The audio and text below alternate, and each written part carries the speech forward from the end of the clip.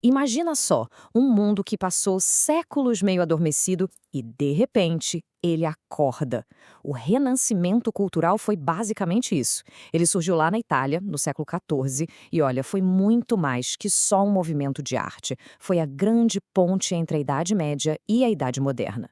Um momento em que a humanidade redescobriu a própria força para criar, para transformar tudo.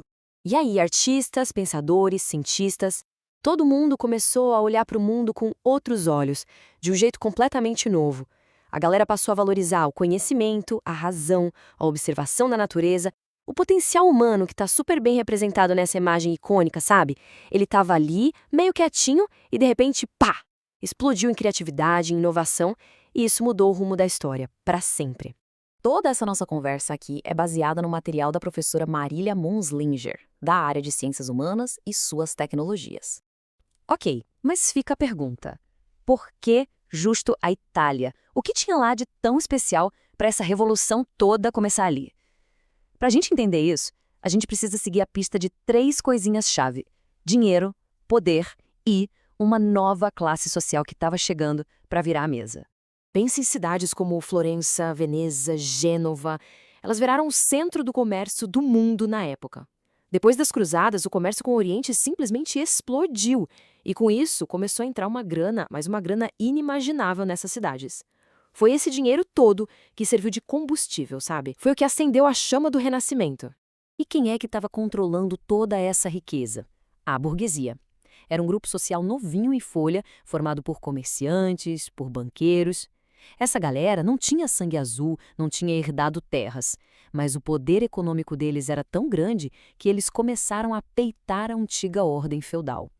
Eles tinham uma coisa muito mais poderosa que um título de nobreza. Eles tinham capital. Tá, e o que essa nova classe cheia da grana fazia com tanto dinheiro?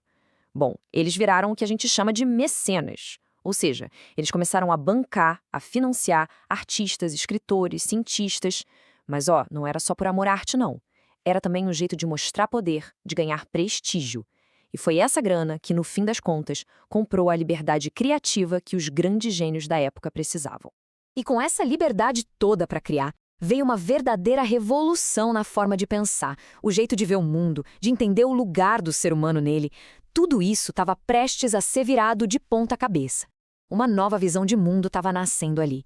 Funciona assim. Na Idade Média, a visão era o teocentrismo. O que é isso? Deus no centro de tudo.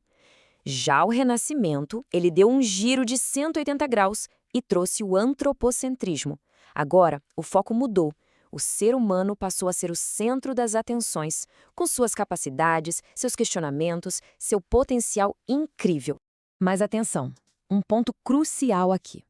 Isso não quer dizer que eles abandonaram a religião, tá? A fé continuava super importante.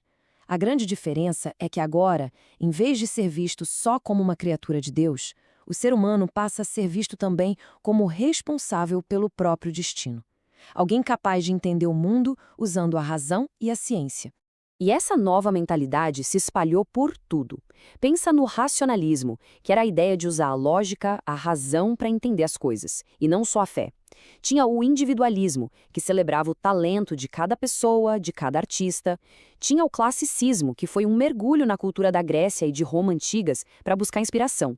E talvez o mais importante de todos, um espírito investigativo insaciável, uma curiosidade que fez as pessoas questionarem tudo, buscarem provas, e isso deu um empurrão gigantesco para a ciência. Então, pensa bem. Com um monte de dinheiro circulando, ideias novas pipocando e uma supervalorização do indivíduo, o palco estava prontinho para uma das maiores explosões de criatividade que a história já viu.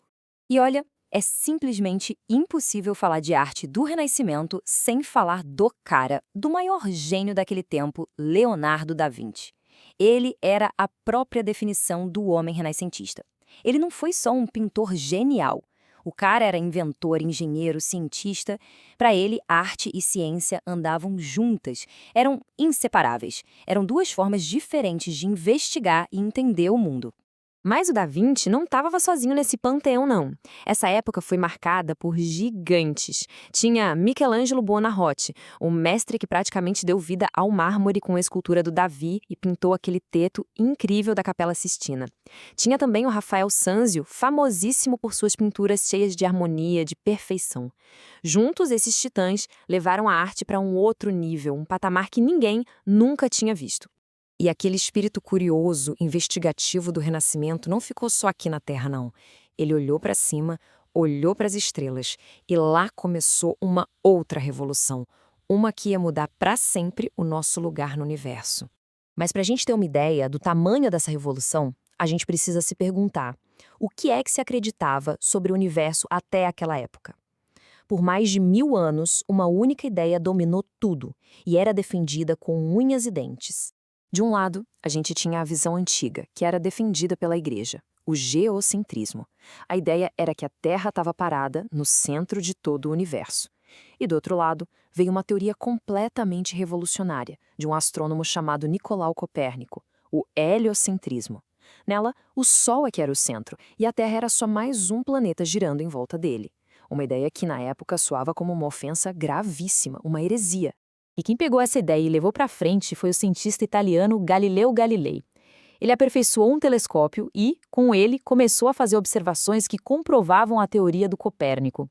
Ele viu as luas de Júpiter, viu as crateras da nossa Lua. Ele viu, com os próprios olhos, um universo que simplesmente não batia com a teoria oficial da Igreja. Só que defender essas ideias teve um preço bem alto. Galileu foi julgado pela Inquisição e foi forçado a negar tudo que tinha descoberto, publicamente, para poder salvar a própria pele. Mas reza a lenda que, quando ele estava saindo do julgamento, ele teria sussurrado para si mesmo "Eppur si move", que quer dizer "e, no entanto, ela se move". Uma frase que virou um símbolo da força da verdade científica contra o poder do dogma. E tudo isso nos leva a uma reflexão final. Aquele impulso de questionar, de investigar, de querer entender o mundo, que foi a alma do Renascimento, será que ele ficou lá no passado? Ou será que ele continua vivo hoje, em cada cientista que busca uma nova cura, em cada artista que cria algo novo, em cada pessoa que simplesmente busca o conhecimento? Toda essa análise foi construída com base no material de referência da professora Marília Munzlinger, de Ciências Humanas e Suas Tecnologias.